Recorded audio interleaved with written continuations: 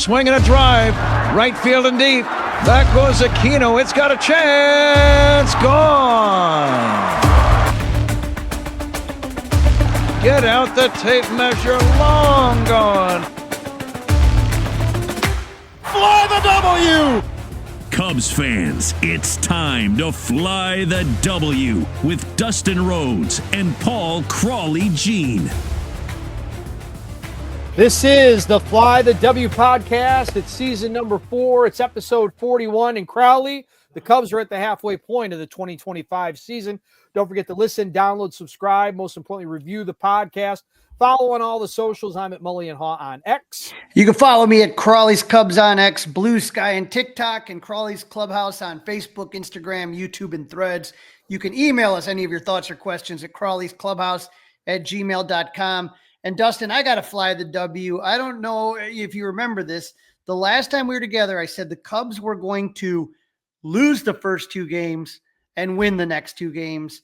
Oh, man, what a difference it is having Shota Imanaga back. Big difference having Shota back. I don't know that I saw it the same way. I did also say they would split. I actually felt confident about game number 2, which is a game I guess maybe they should have, could have, would have won if Jameson Taillon hadn't had the long ball syndrome yet again. But we'll get into that in a few minutes. This was a 4-game affair, nice and hot and sweaty. And one thing both TV and radio Crawly pointed out, I'm sure you noticed it too, a lot of fans not showing up in St. Louis right now.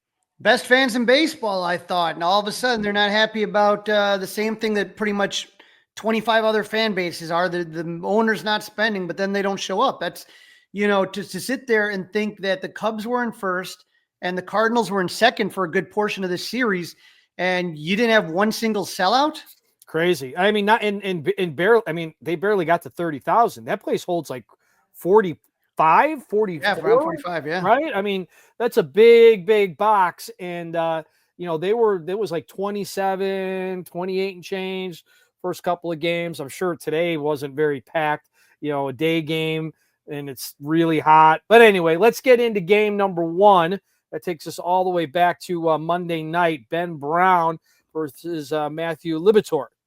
Yeah, this is one I think we were both worried about. I think that in one of those situations where you're just going, oh boy. We've talked about Ben's ups and downs on the season. We previewed it the last time on the podcast. This one was down. I had hopes because of how well he started. He was locating his fastball the first 3 innings. His pitch count looked good. He was cruising. That's the good Ben Brown. Then the 4th inning came, and Willson Contreras, we'll talk plenty about him, but he plays with a chip on his shoulder, definitely against the Cubs. 2 outs, he doubles. The next batter, Lars Nootbaar, hits a 2-run homer to put the Cubs up 2-0, right? Ben fell behind Nootbaar 3-0, and that's the thing you keep seeing with Brent. Okay, he walks somebody, that's bad, and then all of a sudden he gets behind 2-0, 3-0, and then all of a sudden, he's putting a meatball in there, and it's not going to play at this level, unfortunately. And we'll talk about it more later, but he's going to get a little busted. He's hitting too much. He's hitting too much of the white, right? He's hitting too much of the white, and it works for a little while, but then they figure him out the second or third time around, and it's going to cost him. Yeah, and he's, again, just got to be more aggressive and more confident in his stuff, and he just – and when you take a look here, you got what we like to call Pat Hughes's turning point moment here. And this is a potential turning point in this ball game right now. So the Cubs fight back in the 5th. PCA doubles. He scores on a Carson Kelly single to cut the lead 2-1. The Cubs load the bases, top of the order coming up, right? This is the turning point moment. With Ian Happ up, the bases juiced. Liberatore gets him to bounce into an inning double play. And Dustin, to me, I just felt like that was a huge momentum shift, right? Yep, massive. Huge might not even do it justice, Crawly. It was absolutely massive. And then the bottom of the next, that very same inning, in the bottom of the inning, Brown had Pedro Pajes on a 1-2 count, walks him. With 2 outs, he gives up a home run to Brendan Donovan to make it 4-1 ball game. Brown walks the next batter, Mason Wynn. Then Alec Burleson hits a 2-run homer to make it 6-1. Brown would come out again in the 6th, give up a leadoff single, and then his 4th 2-run homer of the game to Nolan Gorman. Dustin, All 4 home runs were 2-run homers, all of them to left-handed hitters. How often does that happen, right? Was, I mean, there's got to be some kind of a something. Now, Brown had never given up more than 2 homers in a single game.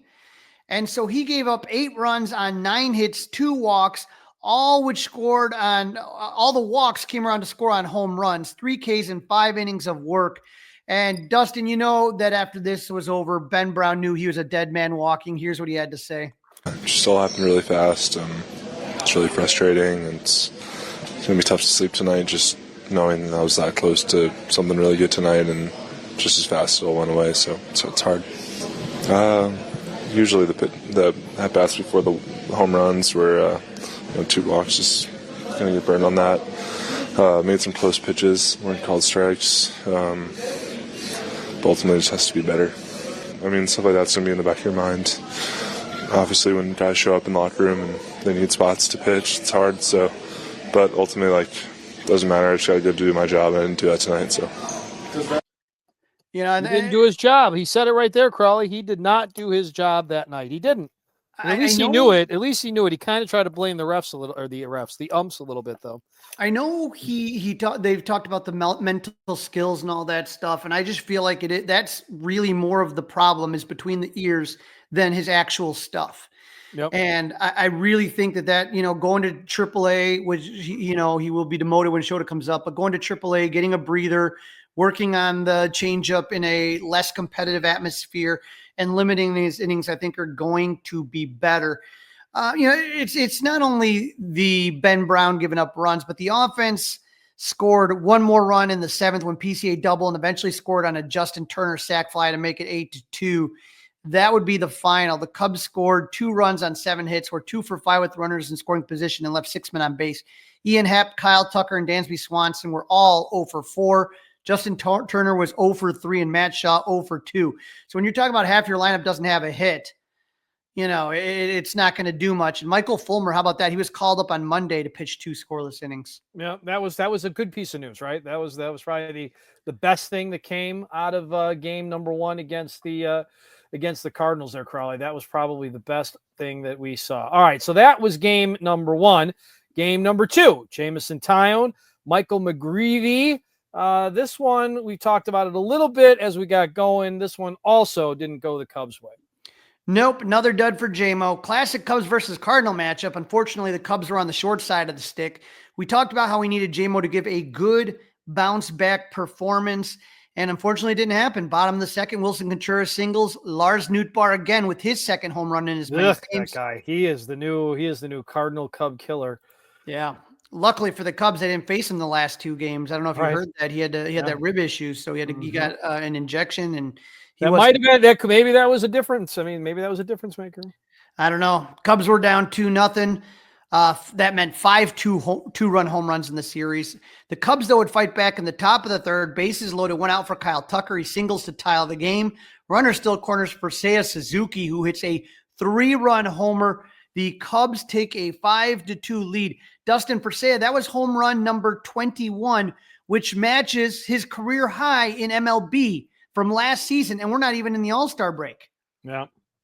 Pretty amazing. I mean, he doesn't get a whole lot of buzz, right? And he's been pretty darn good. I think he's so underrated, it's not even funny, but either way, the good feelings didn't last long. Bottom of the inning, Brendan Donovan singles and Mason Wynn homers to cut the Cubs lead to 5-4. The 6-2 run homer for the Cardinals against the Cubs. Taillon wasn't done giving up home runs. Bottom of the 4th, he gives up a leadoff solo home run to tie the game at 5. He then gives up a double to Pedro Pajes, walked Victor Scott, gotten out, but then Mason Wynn doubled to bring home 2 more runs, and the Cubs trailed 7-5. We're going to talk about that 8th run in a minute. But for Jameson Taillon, another disastrous start after giving up 8 runs in 4 innings and 2 home runs against the Brewers the last time out.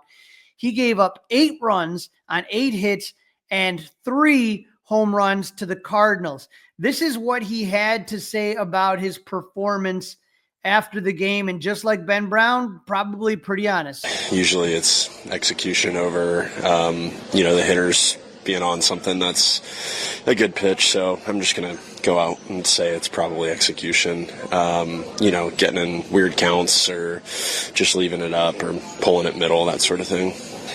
Felt like the game was pretty easy for me there for like 6 weeks or whatever, and then now it's really hard again. You just expect that to happen at some point in the season, and it's about punching back and finding a way to fix it and correct it as fast as possible. So, I'm aware, obviously, that the last 2 haven't been very good, and it needs to be better. I think teams have been a little more aggressive. I've been getting in some weird counts. The just overall consistency of the stuff and execution isn't what it was. So I'm confident I can get it back, but also the last 2 haven't been very good. When we take a look at the most home runs allowed this season, Jameson Taillon is second with 21. So he's given up as many home runs as Seiya Suzuki has hit so far. Yeah, think about that. That's a great way to really tie it together, right? I mean, think about that. Yeah, and you know what, though? He was being honest, and it is, for a little while, the game of baseball was easy for J-Mo, right? We talked about his streak of quality starts. Eventually, you're going to come back to the back of a baseball card, right? You got a general idea. With a guy like PCA, you don't know young kids what their ceiling is, but with veterans, in general, by the end of the season, after 162, roughly about what J-Mo is going to be. And so, he had some good starts, and now he's had a couple bad ones. It's not that he's a bad pitcher. He's going through a tough one right now, and like he said, he's got to figure it out. He's got to figure it out. He's got to. He absolutely must. Now, Dustin, we got to talk about Pete's no good, very bad day, right? Let's get to that 8th run, and that was scored off Jameson. Now, it wasn't completely Jameson's fault on this one, even though he gave up a shot that traveled 399.5 feet to dead center, right? But it was future all-star PCA who was responsible for that 8th run. He just had a rough day in general. In the bottom of the 4th, after Mason Wynn's 2-run double put the Cardinals up by 2, PCA forgot about how many outs there were in the inning. Alec Burleson hits that one 399.5 feet, and he catches it against the wall and kind of rolls and starts jogging in. Wynn tags up and scores all the way from second to put the Cardinals up 8-5. Just a complete brain fart is the only way to put it, right? I mean, he screwed up, and he absolutely screwed up. You know what, though, Dustin? And JD brought this up on the broadcast, and I never heard anyone else talk about it. JD said, did he leave early, and why didn't they challenge that? And then it just kind of disappeared. But, PCA had a couple chances for redemption with 2 on and 2 out in the top of the 5th. PCA hits one, and Alec Burleson, who is not known for his defense, he made a whole bunch of plays this week. He made a spectacular diving catch on what would have been an infield bloop, and that probably would have at least scored a run. Top of the 6th, Dansby singles, and Nico hits his first home run of the season. Finally, that was it's really the only good part of this game, Crawly. We're trying to find a silver lining. The Shota home run was good, the Shota home run. But we've seen that. I mean, again, it's always good when he homers, but this was something that I know Nico's really been trying to get done. Yeah, and then, so now you got this home run. It's 8-7. It's a 1-run game. Takes us to the top of the 7th. Jojo Romero's on the mound. 1 out. Kyle Tucker walks and Seiya singles. And now PCA has a second shot at redemption. For some reason, Pete decides to bunt. The ball goes back to the pitcher, who throws out PCA for the second out. And, it was just confusing on why, with 1 out, he would do that. After the he game, obviously wasn't confident in his approach, right? He wasn't confident in his ability to hit that pitcher. That's the only reason he would have done such a thing. So PCA was asked about this after the game. They asked him about the bunt, about the miscounting of the outs, so to say. And here's what he had to say. Not knowing how many outs there were. Yeah. Simple as that. Does that need to be in communication with Tucker there, or is that just something? No, we give the outs every out, and I gave 2 outs, so can't really do much about that. And then in the 7th, what went into the decision to bunt? That was an attempt for a little push bunt, trying to bunt for a base hit. But I didn't do a good job of playing the game of baseball today, so.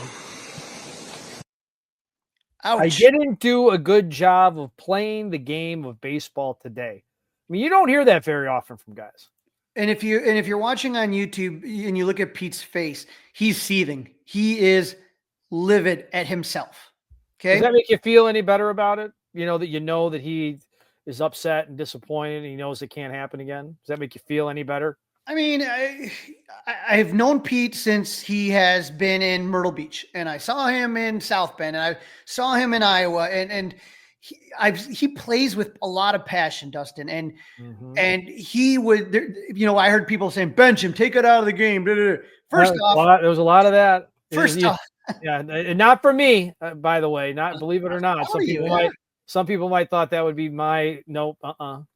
But I don't think there is any punishment worse for PCA than just knowing that run ended up being the deciding. Correct. It wasn't all his fault. Great point, Crawly. Great point. And here's the thing. Heads off to Jameson when they asked about that. He said, I wasn't worried about the 8th run. I was worried about all the runs. Yep. And that was a great quote by Jameson. But Pete, for him, I could, all those Cardinal fans, even though there weren't a lot, but anyone near the center field was giving him hell the rest of the game. Oh, absolutely. And that was their third loss in a row, which has not happened much this year. Right. And then on the broadcast the next day, they said they played it on the Jumbotron like 7 times, that mistake. And so you just know it eats Pete inside, and I'm okay. You're with a young kid, you're going to have that sometimes. And I know people, there is no punishment you could have given him any harder than he would give himself. He was harder on himself. He's going to be harder on himself. Great point. He's going to be harder on himself than any fan or the manager or the skipper or anybody out there. That's a fantastic point, Crawly. Fantastic point. Now, Dansby still had a chance to give the Cubs a lead, right? You got runners at second and third with 2 outs. A single would score 2. Right. But Alec Burleson made another spectacular play on a foul ball that was in foul territory. He was able to catch it before it hit the netting. That takes us to the 9th. One more chance for redemption for both Pete and Dansby at this point. Reliever Ryan Helsley on the bump. He gets Ian to ground out. Kyle Tucker singles. Seiya strikes out for the second out, but PCA gets his first hit of the game. You got runners at first and third, 2 outs for Dansby. He hits a chopper into the ground. Nolan Arenado makes a fantastic barehanded play and throws to first to end the game. It really was a great play, right? I mean, he hates to compliment a guy, but that was a great play. Yep. For Swanson, he was 1 for 5 and left 4 runners in scoring position with 2 outs. Dustin, time to move him down in the order. David Haw didn't want to hear it. David didn't want to hear it? Found that to be a boring topic. I said, with runners in scoring position, he has been awful. And you know who's good with runners in scoring position? Nico Horner. Right. Flip-flop those two. And then we aren't too far removed from a game. Was it Sunday, Crawly, that Dansby Swanson batted cleanup? Yep. And what is going on? Here, you can give this to Mr. Haw next time you see him. Dansby is hitting 141 with runners in scoring position. Not ideal for your number 4 or 5 hitting. And you know what? Dansby himself. No, he's not hiding from it. He's not hiding from it. No. I mean, really all year I've been pretty bad at it, to be honest. I think a lot of it is just, being able to simplify and just focus on hitting the ball hard somewhere, right? And good things will be able to happen. I'm not really holding my end of the bargain up right now in that regard. And it's definitely something that frustrates me, and I got to be better with. So here's another. Now he's going to argue with you. Here's another one for Mr. Haw right here. When Dansby is batting 4th, it's only happened a few games, only 24 bats. He's hitting .083. When he's batting 5th, which has happened in 45 games, he's hitting .215. When he's batting 6th, he's only done that 10 games. He's hitting .200. When he was batting 7th, he hits .417. When he bats 8th, he hits .387. And do me a favor, go take a look when the Braves won the World Series. Where was Dansby hitting? 8th, 9th, almost consistently. Wow. So I mean, I don't know if you want to keep doing this, and I understand. I guess he's lucky that the Cubs and a bunch of other teams in the same year were super desperate for shortstops. Yeah, I mean, again, he plays a great shortstop. Right. He plays a wonderful shortstop, and you have to live with his roller coaster. Yeah, and like you said, that was the Cubs' 3rd loss, something they had only done once this entire season. But Dustin, we could blame Pete, we could blame Dansby when it's come down to it. The pitching was really, really, really bad. This is something The first two games, pitching was awful. If we're talking going back to a week from last night on Thursday, they gave up 8 runs, 3 home runs against the Brewers on the weekend against Seattle with the win, gave up 9 runs, 7 runs, 14 runs on Sunday, Monday, 8 runs, Tuesday, 8 runs. I mean, it's hard to keep putting your offense in that kind of hole. I mean, that's a lot of runs. And if you looked at the home runs, 3-4-1 was the Cade Horton start, 5-4-3. It was just a ton of home runs. And it didn't end until Matt Boyd came in to kind of close it down. Right. Yep. Now, Counsell met with the media before the game and was asked about Dansby, and he kind of mumbled some stuff. And sure enough, Dansby was batting 5th. At least he has good numbers against Eric Fetty. So I'll give. They faced each other a lot when he was with the Braves, and Fetty was what, a national, right? Right. And so when it talks about one guy who is hitting with runners in scoring position, Ian Happ, and there was no runners in scoring position, but on the first pitch he saw, he goes yard to put the Cubs up 1-0. Dustin, how about this? Ian Happ. In June, he was just struggling for power. In the month of June, he has hit 1 home run less than Cal Raleigh or Eugenio Suarez or Juan Soto. Yeah, I saw that he was up there. That's awesome. He's on a heater right now. Really great. He's on a heater. Yeah. Yep. And so, it sounds like Major League. He's on a heater. Yeah. And so the Cubs scored at least 1 run in each of the first 5 innings. In the second, Dansby led off with an automatic double and scored on a Michael Busch single. And with 2 outs, Reese McGuire homered. Kyle Tucker hit a solo home run in the third. 4th inning, Busch singles, steals second, makes it to third on a fly ball by Nico. Matt Shaw walk and stole second, and Ian Happ drove them both in with an RBI single. Top of the 5th, Cubs load the bases and score on a force out to score a run. The Cubs, Dustin, were up 8-0 after 5 innings. Now, I have to admit, Crawly, this game, and I got a little pushback. For a Cub-Cardinal game, I found myself a little bit bored. I'm gonna be honest. Honestly, little bit bored. I kind of started drifting. I went back to the NBA draft. I had other work to attend to. Kind of got bored, and it was disappointing. I never want to be bored during a Cubs-Cardinal game.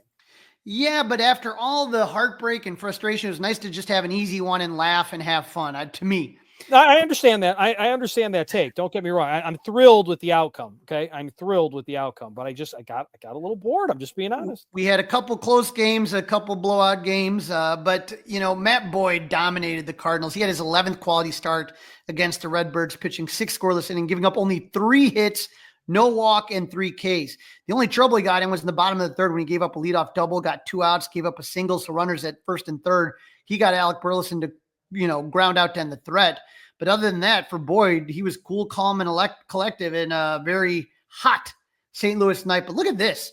ERA leaders since May 28th, minimum 25 innings pitch. Chris Sale, Clark Schmidt, Ranger Suarez, Jacob deGrom, and there's Matt Boyd on that list.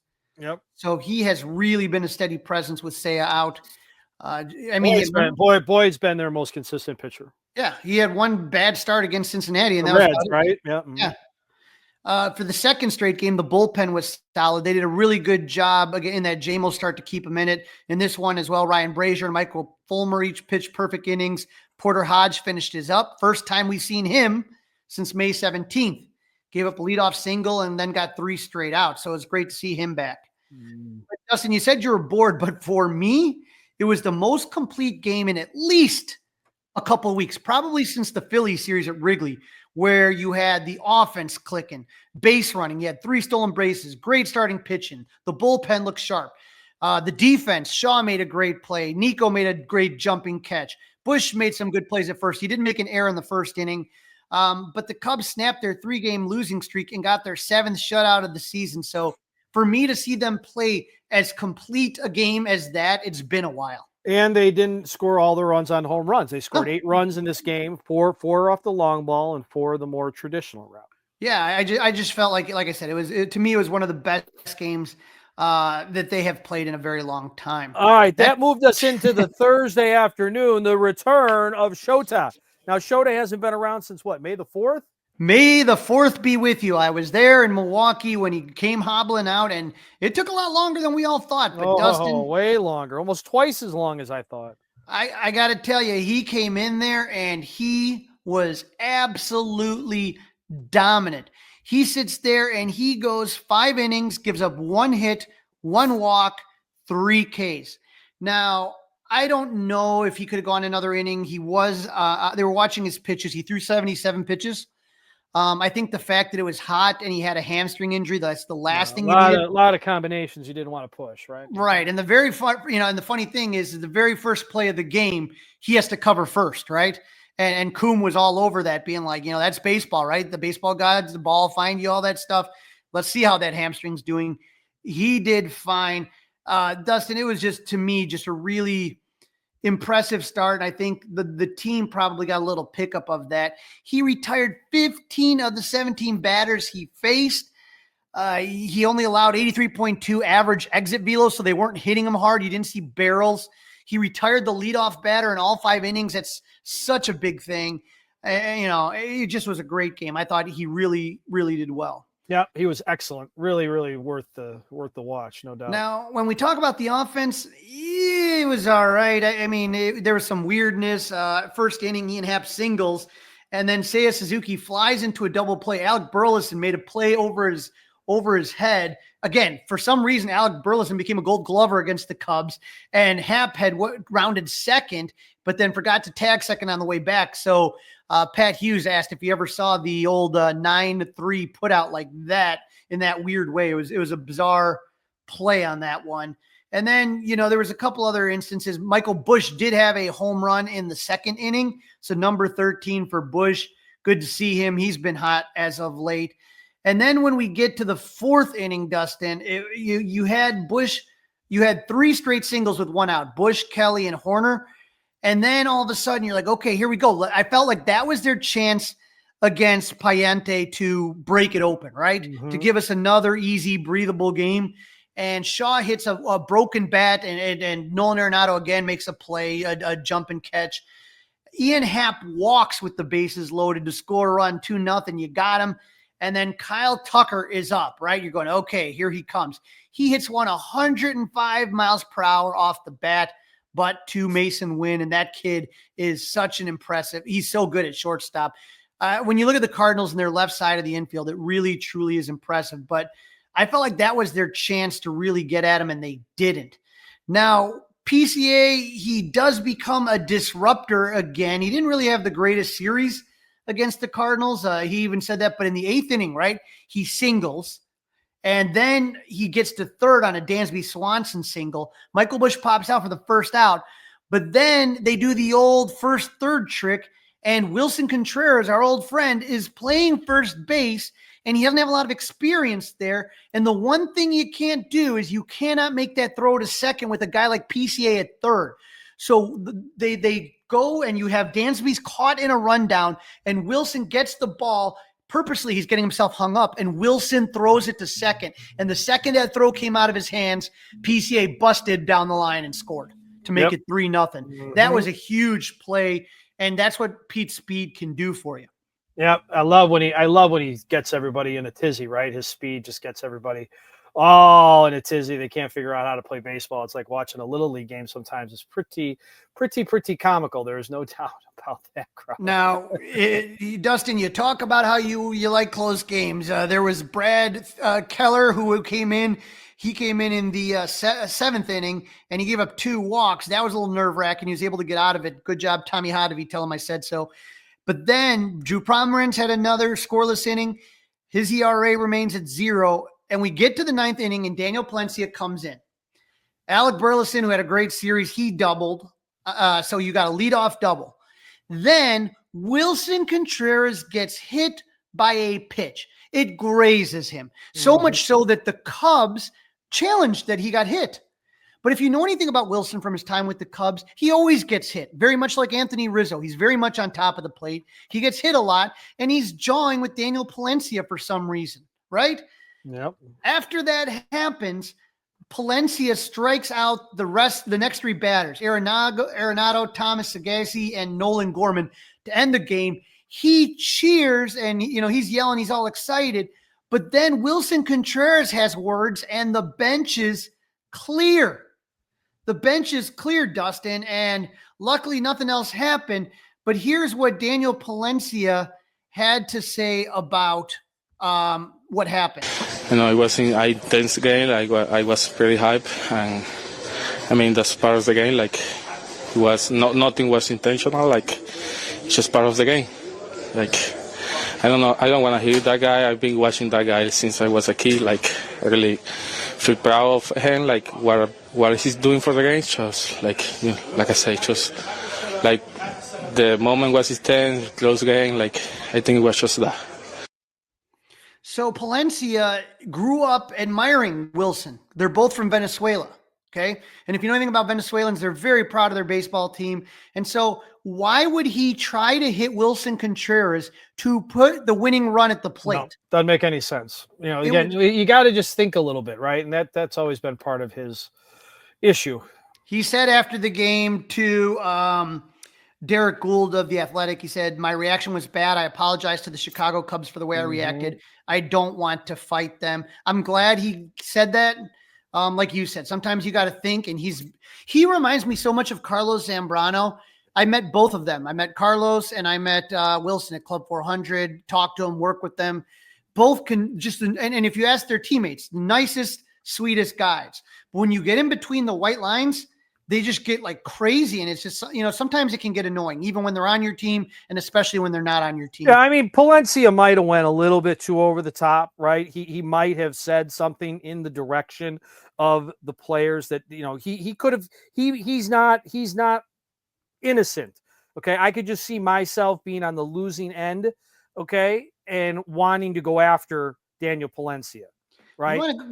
Do your yelling at the Cubs. Get excited. Listen, I love the passion. I love the fire. I love the desire. But sometimes you got to be careful what you're doing.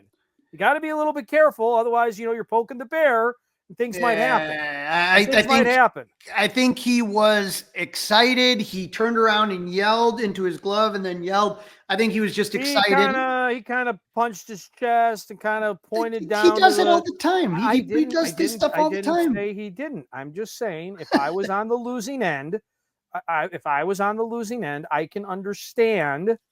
can understand why an opponent would not like that. I'm saying I can understand in the heat of the moment. Yeah, work harder, win the game. Right.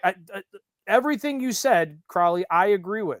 All I'm saying is I get it. But again, I'm not perfect either, right? Like, I mean, this is one of my many faults, right? But that's a tough one. It's a tough one. Here, I love this. If you want to talk about passion, here's what Shota Imanaga had to say after the game. It was really good. I was very grateful because during my rehab process, the team was playing really well. So today, it didn't really feel like my first start coming back from rehab. It was just, okay, let's even up the series. Let's even up the series. I mean, this guy, he's such a gamer. Having him back in this lineup just lengthens everything in the rotation. And you just have less uncertainty. Like every time Colin Ray started, every time Ben Brown started, you didn't know what you were going to get. This kind of lengthens things out. You only have one guy that you're not sure about now. I know Jameson Taillon will get back on track, but having Saya back was just such a welcome relief. And after losing the first two games, the Cubs come back and win the second two. And that just shows, this could have been a disaster. And instead it was averted. Oh, what a difference 2 days makes, right? What a difference 2 days make. This is the Fly the W podcast, season number 4. It's episode 41. The Cubs are at the halfway point of the 2025 season. Don't forget to listen, download, review, subscribe to the Fly the W podcast, 5-star reviews. We'll take them. Email us, Crawly's Clubhouse, gmail.com. Don't forget you can watch us like some of you are right now on Crawly's Clubhouse YouTube page. All right, Crawly, after 4 days in St. Louis and some toasted ravioli and some bad imitation pizza, where do the Cubs stand? Yeah, I'm hoping everyone didn't eat the pizza, but here we go. The Cubs are at 48-33. They are in first place. Milwaukee, 45-36. They were idle today. They're 3 games back. St. Louis now is dropped to third, 44-38, 4.5 games back. The Reds, 42-39, 6. And the Pirates are 32-50. And Dustin, when we talk about being at the halfway point of the season, and you take a look at what the Cubs have done being in first place, you're happy about that. You take a look, their run differential so far is 100, which is they've scored 100 more runs than they've allowed, right? And so pretty darn good. Their expected win-loss is 50-31. So they should have won a couple more games, but that's the weirdness of baseball sometimes. That's going to happen, 1 or 2 games as far as your expected win-loss.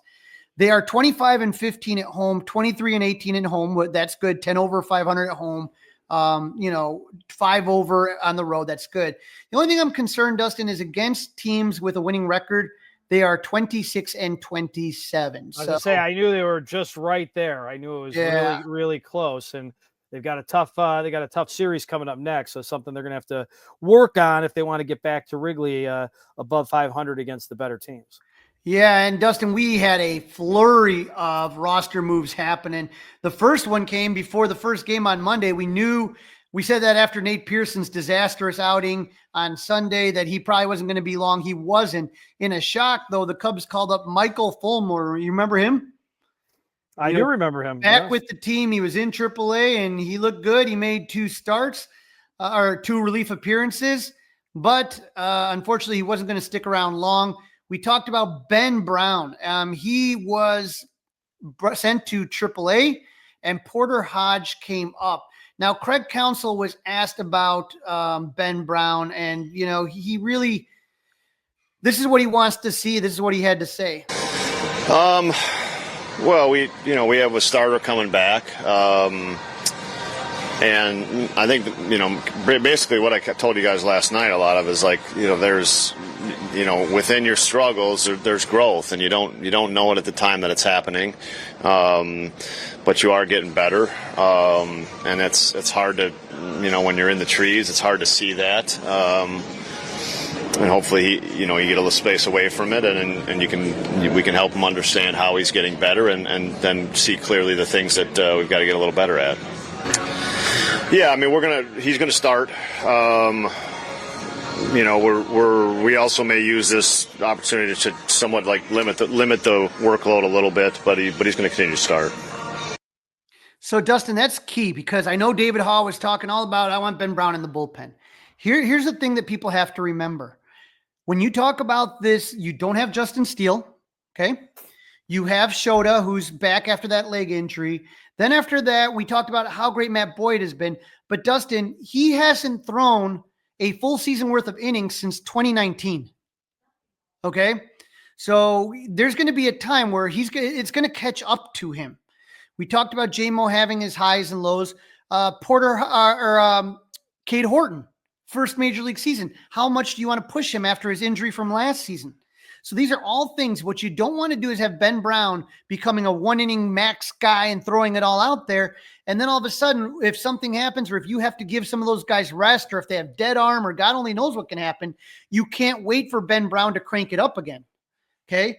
This way he's going down. He's going to keep his routine going. They're going to limit and watch his innings. So my guess, he'll stick it around 4 or 5 innings in a certain pitch count. He'll use the time to work on that changeup. Especially against lefties, make it more effective, and give the mind a reset. You know what I mean? Just take a breather. We saw what happened with Matt Shaw. We've seen it happen to Kyle Schwarber, Rizzo. Go down the list of players that have done this. It's not a big deal, and I think Ben Brown's going to come back stronger from this. I hope you're right, buddy. I hope you are right about that. Hope you're right about most of the things you say about the Cubs. All right, all-star game update, Crawly. Real quick, though, Shota, when he got called up, Michael Fulmer was DFA'd, so thank you for your service, sir. But, again, no options, nothing we can do, DFA'd.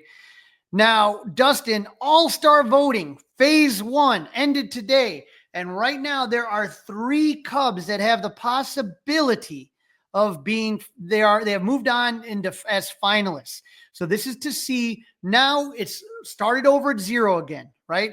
They have made the all-star. Just the question is, are they going to start? So these guys were either finished first or second in their position with PCA and Tucker. If they were big vote getters, and then Carson Kelly finished second. So they have a chance to be starters in the All-Star game. That opens up Monday and then closes Wednesday evening. So we need all Cub fans to go out there and vote. Now, there's still chances for other guys to make it. I still think Nico's deserving. I think Seiya Suzuki is deserving. And I would throw in Matt Boyd on that. Wow, Matt Boyd, huh? Yeah, I think that he has pitched to an all-star caliber level as far as this season is going. I think there's no reason why you wouldn't have him in there, right? Okay. I just, yeah. I mean, he's done a really nice job. He allows 2 or less runs and all those starts. So yeah, okay. I can get down with that. I didn't really think of it that hard, Crawly. Very good. All right. Bob Nightingale's got some Cub trade rumors we need to discuss. Yeah. Bob has his USA Today piece that comes out. And Bob says, quote, please forget about the fantasy of the Pirates even considering trading ace Paul Skeens. Don't even bother calling if you want Paul Skeens, right?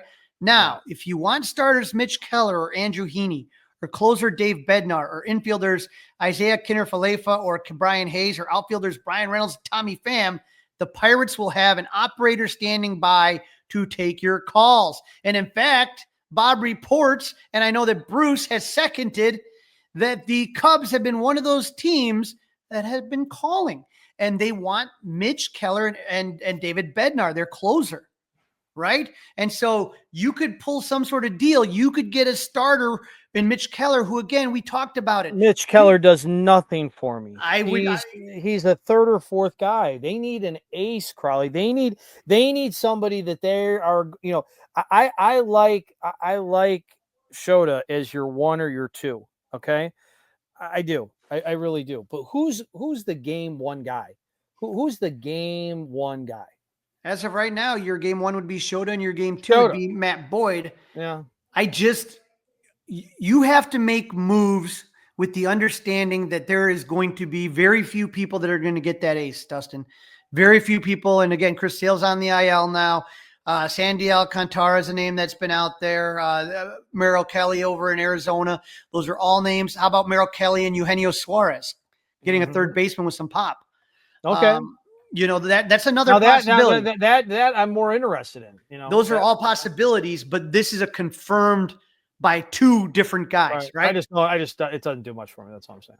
But could Mitch Keller be a better, different pitcher on a better team? Sure. Defensive run save on this team. The Cubs are second in defensive run saved in all of baseball. I'll take a look at the Pirates, but I got a feeling they're not in the top 20. And so if you got a guy, it might really make a huge difference. And Mitch Keller may be that. Do I think he's going to be an ace? No, but like I warned you about before, I don't know how long Matt Boyd can keep this up. I don't know how long Kate Corton can keep going. Those are 2 guys that if you lose them, what next then? No. You're going to keep going with Colin Ray? I mean, no, yeah, you're not going to go with Colin Ray. No, we're not going with Colin Ray. Not a playoff game. No. And Ben Brown hasn't started a full season either. So it's not a bad move, just in general, to get some sort of depth in here in case, God forbid, something bad happens. And so that's Jed Hoyer's job. But I think we all know we need a dominant lights-out closer. And Hodge and Palencia have done a great job. They're just inexperienced. They're green, right? Yep. And so you get a guy like Bednar and you put Porter Hodge 8th and you can put Palencia 7th. You can really shorten these games up. And so I think you need a closer for sure. Again, I don't know if there's going, like I said, there's a lot of teams that want ace number 1s and closers. There's a lot of teams looking for that. The price is going to be astronomical. And so could you maybe do something that would still give you a chance in October? This is the Fly the W670 podcast. Crawly, I can't believe it. We're at the halfway point of the 2025 season. You can listen, you can review, you can subscribe. 5-star reviews. We'll take one of those, please. You can email us, crawlysclubhouse@gmail.com. Don't forget, you can watch us at Crawly's Clubhouse YouTube page. Cubs Astros preview, Crawly. That's where the Cubs are waking up tomorrow down in Houston. I always get grumpy when I think about Houston because if you remember, it was Houston and Theo and the Cubs who came up with this tear down, get a bunch of draft picks ideas, and then have sustained success. And the Cubs got their World Series, but when you talk about sustained success, the Astros really truly have been the model, right? Last season, the Astros finished with a record of 88-73, first again for the AL West for the 4th consecutive season, and for 7 out of the past 8 seasons. They also clinched a postseason berth for the 8th consecutive season and 9 times in the past 10 seasons. But the Astros were swept by the Detroit Tigers in the AL Wild Card Series. That's when the Tigers went on that amazing tear, ending their streak of consecutive ALCS appearances at 7. So from 2017 to 2023, the Astros were consistently 4 games away from the World Series. Made a couple, won a couple. I mean, that is something else. And Dustin, I don't know if that was the second most consecutive LCS appearances after the Atlanta Braves did it 8 times, if you remember in the 90s. Yeah. So you ask yourselves, okay, what did the Astros do in the offseason? Man, they lost a lot. Obviously, we all know Kyle Tucker coming in the trade that sent Isaac Paredes, Hayden Wesneski, and Cam Sanders, who we're going to see, to Houston. Ryan Presley, the Cubs got. They lost Alex Bregman, UC Kikuchi, Justin Verlander to free agency.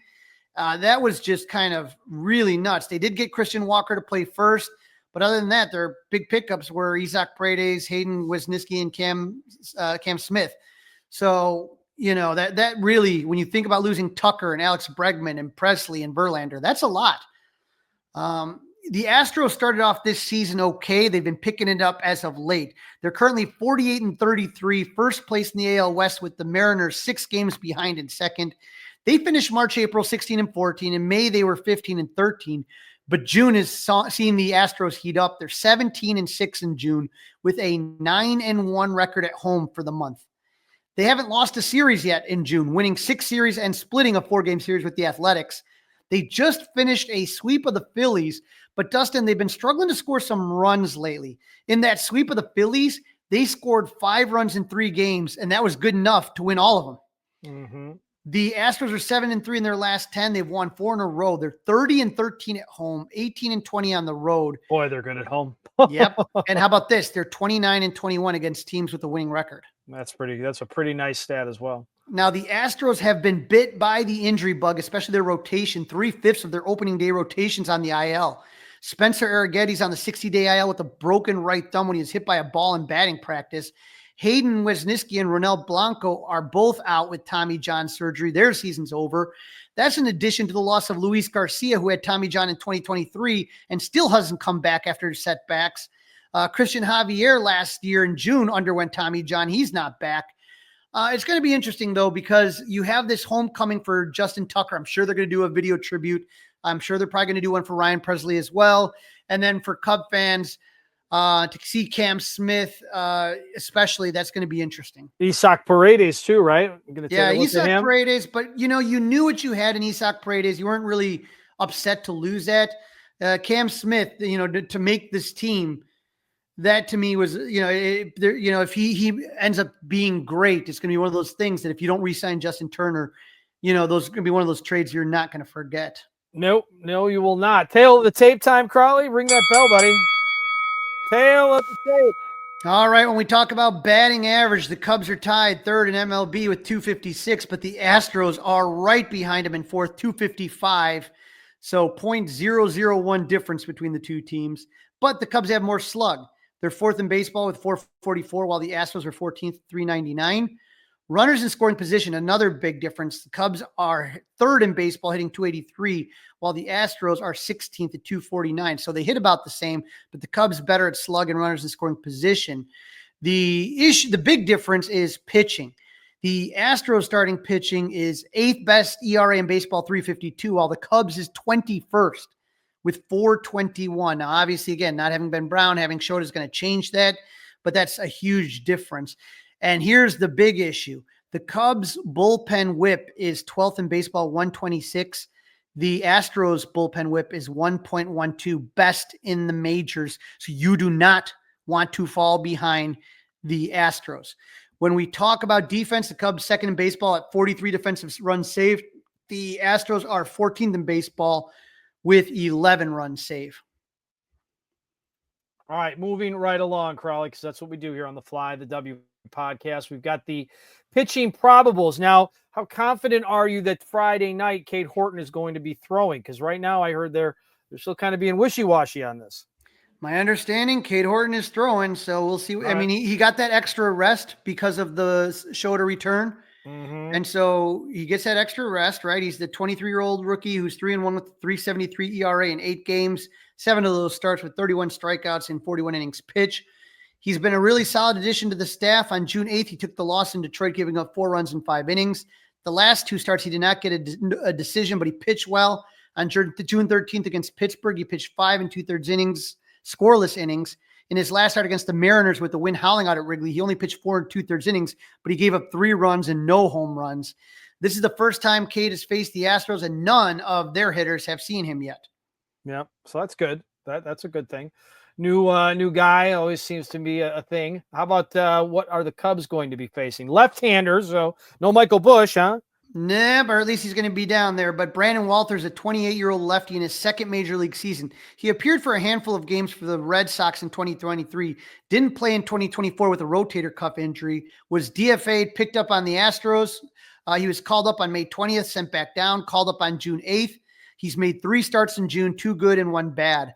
On June 8th, he pitched 6 innings against the Guardians, gave up 2 runs. On June 15th, he gave up only 1 run in 6 2/3 innings against the Twins. But in his last start against the Angels on June 21st, he gave up 7 runs, 2 homers, in 6 innings of work.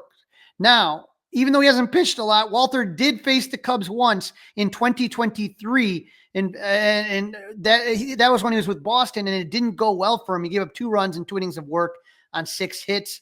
Ian Happ is the only one that's had more than 1 at bat against him. He was 2 for 2 when he saw him. But Walter's mainly a ground ball pitcher. He also throws a cutter, sweeper, changeup, and sinker. All right, game number 2. This is also a Saturday night game, 6:15 first pitch. Right now, Colin Ray is doing this. Yeah, versus Ryan Gusto. And keep in mind, this is going to be a Fox game of the week on Saturday night. So the Friday is going to be marquee. Sunday is going to be marquee. Saturday is going to be on Fox. And all those games will be carried locally on 670, The Score with Pat and Ron. Very good, very good, very good. But Colin Ray's 4-3 with a 4.42 ERA in 16 games, 12 of those starts, and has 54 strikeouts and 73 1/3 innings. Ray has been up and down for the Cubs after a really good April and half of May. Since then, he's been inconsistent. On June 10th versus the Phillies, he gave up 4 runs in 4 1/3 innings. On June 15th against the Pirates, looked better. He gave up 2 runs in 6 innings. And in his last start on June 22nd against the Mariners, he gave up 7 runs, 4 home runs in 5 1/3 innings pitch. Ray is 1-1 lifetime against the Astros with a 4.66 ERA and 2 starts. Colin had better be careful of Jose Altuve, who's 2 for 6 with a home run against him, and Jeremy Pena is 2 for 4.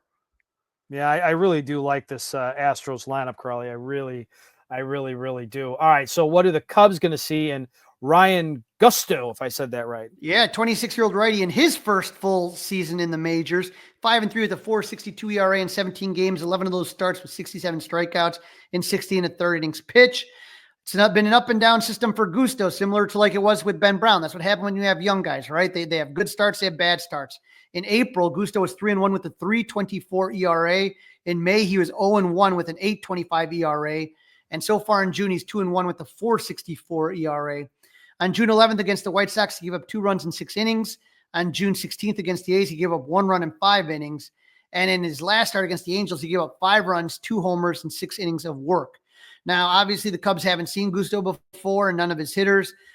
He's a strikeout pitcher with a wide array of pitches, a 4-seamer, a curveball, a cutter, a changeup, a sweeper, sinker, and slider. Very, very nice. Very, very nice. So we got to move over to the next game, right? We got to move on to game number 3. Jameson Taillon is going to try to get things straight. But boy, Framber Valdez, another lefty, tough lefty. This is a Sunday 110er. Yes, sir. Jameson Taillon, 7-5 with a 4.47 ERA in 16 starts, 70 strikeouts and 90 2/3 innings pitch. After 6 quality starts in a row, Jamo struggled in his last 2. His last quality start was on June 12th against the Pirates. He gave up 2 runs in 6 1/3 innings. But last week versus the Brewers, he gave up 5 runs on 8 hits, 2 homers, and 4 innings of work. Me and my buddy Steve Scher were at that game. He's watching right now on the YouTube channel, but he was getting beaten like a piñata, like every ball was hard hit. And then against the Cardinals on Monday, gave up 8 runs, 3 home runs, and 4 innings of work. Jamo's hoping to turn around against the Astros. He's 1-1 his career against Houston with a 4.50 ERA in 5 games started. Jose Altuve is 4 for 14 against Jamo. Vic Caratini is 4 for 9, and Jeremy Pena is 4 for 8 against Taillon. And then, like you said, for the Astros, Framber Valdez is the ace of that pitching staff. The lefty is 8-4 with a sparkling 2.88 ERA in 16 games started, with 102 strikeouts and 103 innings pitched.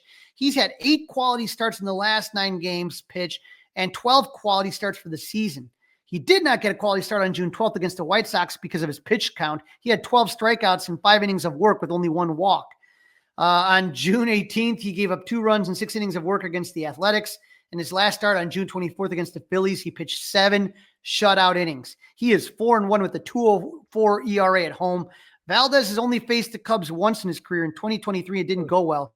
He gave up 4 runs in 4 innings of work in his only start against the North Siders. Most of the Cubs have less than 2 at-bats against Framber. John Birdie's 1 for 6, Dansby's 2 for 5, and Justin Turner has the most. He's 5 for 11. So you figure. Well, I guarantee you're going to see Justin Turner in that one, right? And yeah, that makes sense. 5 and 11. That makes sense. All right, hot and not. I know Michael Busch, Nico Horner, got to be on this list. He is really heating up. Had to do that drop right there. All right. As far as it goes, though, don't forget about Carson Kelly coming back a little bit. 6 for his last 12. A little bit. He's hitting 500. Michael Busch, 9 for his last 24 with 2 home runs and 7 RBIs, slashing 375, 406.25. Nico Horner, 9 for 25. He's got his first homer and 3 RBIs. And Kyle Tucker, 10 for his last 28, 3 home runs, 6 RBIs. He is slashing 357, 438, 714. Unfortunately, on the not list, you got Dansby Swanson. He is 5 for his last 25, slashing 200, 231, 240. And Matt Shaw's on the cold list, 3 for his last 21, slashing 143, 250, 143. Very, very good. What about the knots? Those are the knots on the knots there. Oh, I'm sorry. My bad. As far as the hots for Houston. Well, again, like I said earlier, I love this lineup. Yeah, but they're not hitting lately. They got a great lineup. Not as much. No. A lot of names, right? Yeah, Jeremy Pena is the one that's been kind of carrying them. He's 8 for his last 23 with 2 homers and 3 RBIs, slashing 348, 400, 739. Jake Myers is 7 for his last 21. He's slashing 333, 318, 331. But then you start kind of getting some drops there a little bit. 2 Cubs would be 3 and 4, 278 Cesar Paredes and Cam Smith at 273 in the last week. But then after that, Christian Walker's hitting 100. Their third baseman is hitting, Luis Guillorme is hitting 143. Victor Caratini and Yanir Diaz are their catchers, are bad. Maurice Dubon, their second baseman, 133. How about Jose Altuve, 2 for his last 18, slashing 111, 333, 111. I mean, that you're not used to that, right? No. No, not at all for Altuve. No, he's really been fantastic for a long, long time. All right, here we go. Prediction time. Cubs on the road against a very good team. Both of us were right last time. We had different games. We both thought a split. I'll go first. They're not going to get swept, Crawly. They're gonna win one. They're gonna win one. I'm gonna say they're gonna win that first one. I'm with you on that. I think they go 1-2. I think they win the first game. The Cade Horton start.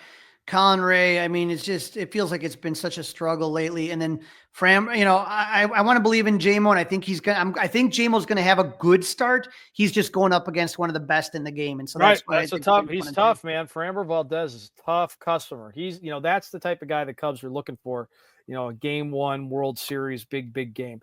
All right, Crawly, that's a wrap. Don't forget to listen, download, review, subscribe to the Fly the W podcast. You got a question? Well, we hope we have got an answer for you. All you got to do is email us, crawlysclubhouse@gmail.com, and you can watch us, as some of you are right now, by subscribing to the Crawly's Clubhouse YouTube channel. Crawly, try to stay cool. I know you're on a summer vacation right now, so enjoy yourself, and we'll get back together as soon as possible. Yeah, absolutely. And hey, you know what? This is why we play the games. If the Cubs can do what they did in St. Louis these last 2 games, they can beat anybody. So go in there, kind of swing the bats, play good fundamental baseball. You got a chance to win this. Go Cubs! It's all over.